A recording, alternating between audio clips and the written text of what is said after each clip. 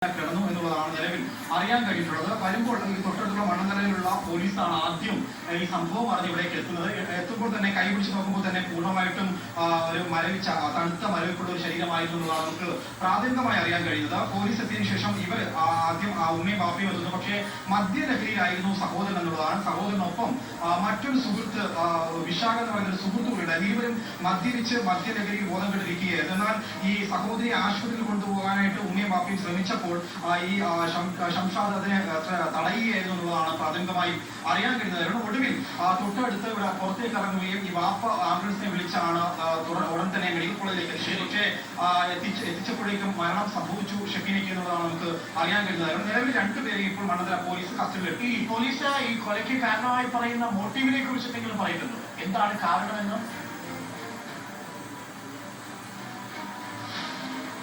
അരുൺ, ഈ പോത്തൻകോട് വാടകയ്ക്കായിരുന്നു ഷഫീന താമസിച്ചു വന്നിരുന്നത്. നേരത്തെ തന്നെ ഭർത്താവുമായിട്ട് പിരിഞ്ഞ് രണ്ട് മക്കളുണ്ടായിരുന്നു. ഭർത്താവും രണ്ട് മക്കളും ഭരണിക്കാവിലാണ് താമസിച്ചു വരുന്നത്. അപ്പോൾ ഉമ്മയ്ക്കും ബാപ്പയ്ക്കും ഒപ്പമാണ് ഏറെക്കാലമായി താമസിച്ചു വരുന്നത്. ഇപ്പോൾ ട്രീറ്റ്മെന്റിന്റെ ആവശ്യമാണെന്ന് പറയുമ്പോഴും 14-ാം തീയതി ഒരു PHSല് ഒരു ഡെന്റൽ ക്ലിനിക്കിലേക്ക് വരുമ്പോൾ ഇത്രയും ദിവസം അതിന് വേണമെന്നുള്ള കാര്യത്തിൽ തന്നെ ഏറെ ദുരൂഹതയുണ്ട്. പോലീസിനെ പോലും അതിപ്പോൾ നിലവിൽ വ്യക്തത വന്നിട്ടില്ല.